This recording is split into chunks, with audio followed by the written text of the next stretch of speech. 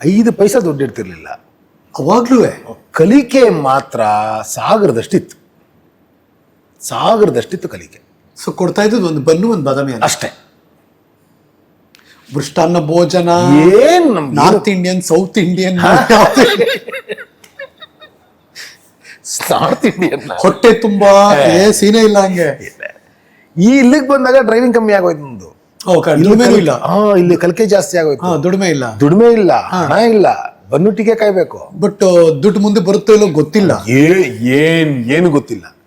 ಅಲ್ಲಿ ಕೆಲವರು ಡೈರೆಕ್ಟರ್ಗಳು ನಾಡ್ಕೊಂಡು ನೋಡಕ್ ಬರೋರು. ಇವಾಗಿನ ತರ ಅಲ್ಲ ರೀ. ಯಾವ್ದಾದ್ರು ಒಂದು ಶೋ ಆಯ್ತು ಅಂದ್ರೆ ಒಂದಷ್ಟು ಜನ ಪ್ರೊಡ್ಯೂಸರ್ಸ್, ಡೈರೆಕ್ಟರ್ಗಳು ಎಲ್ಲ ಬಂದು ಕೂತ್ಕೊಳ್ಳೋರು, ಆರ್ಟಿಸ್ಟ್ಗಳನ್ನ ಸೆಲೆಕ್ಟ್ ಮಾಡ್ಕೊಳ್ಳೋದು. ಕರೆಕ್ಟ್. ಅಲ್ಲಿಂದ ಬೊಮ್ಮಲ್ಲಿ ಯಾರೋ ಹೆಸರು ಗಿರಿ ಅಂತ ಸರ್, ಸರಿ ಈ ನಂಬರ್ಗೆ ಫೋನ್ ಮಾಡೋ ಅಂತ ಹೇಳೋರು. ಎಲ್ಲೊಂದು ಅವಕಾಶ. ಏನು ಇದು ನಮ್ಗೆ ಸಾಕಪ್ಪ ಗೋಧುಳಿ, ಇನ್ನೇನು ಬೇಡ ಅಂತ ನಾನು ಅಲ್ಲಿ ಗೋಧುಳಿ ಮಾಡ್ತಾ ಇನ್ನೊಂದು ಸೀರಿಯಲ್ ಮಾಡ್ತಾ ಇದ್ದೀನಿ. ನನಗೆ ಗೊತ್ತಿಲ್ಲ. 2ನೇ ಸೀರಿಯಲ್ ಟೆಲಿಕಾಸ್ಟ್ ಆಯ್ತು ಗೋಧುಳಿ. ಒಂದು 15 ದಿನ ಆಗಿದೆ. ನಾನು ನಾರ್ಮಲಾಗಿ ಓಡಾಡ್ತಾ ಇದ್ದೇನೆ. ಇವತ್ತಿಂಗೆ ಓಡಾಡ್ತೀನಿ, ಅವತ್ತಂಗೆ ಓಡಾಡ್ತೀನಿ. ಟಿಫನ್ ತಿನ್ ಮಾಡ್ತಾ ಇದ್ದೀನಿ ನನ್ನ ಫ್ರೆಂಡ್ ಜೊತೆ, ಇಡ್ಲಿ.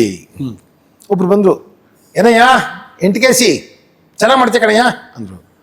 ನನಗೆ 2 ಸೆಕೆಂಡ್ ಬೆವ್ತೋಗ್ಬಿಟ್ಟೆ ರೀ. ಫಸ್ಟ್ ಟೈಮ್ ಯಾರೋ ಕಂಡಿಡ್ದಿರೋದು, ಗುರ್ತಿಡ್ದಿರೋದು. ನನಗೂ ಗುರ್ತಿಡ್ದ, ನನಗೇನೋ ಅಪವಾದ ಹೊರಿಸ್ತಾ ಇದಾರೆ ಅಂತ ನನ್ನ ಮೈಂಡಲ್ಲಿ. ಪಾತ್ರದ ಮೂಲಕ ಗುರ್ತಿಡ್ದಿರೋದು.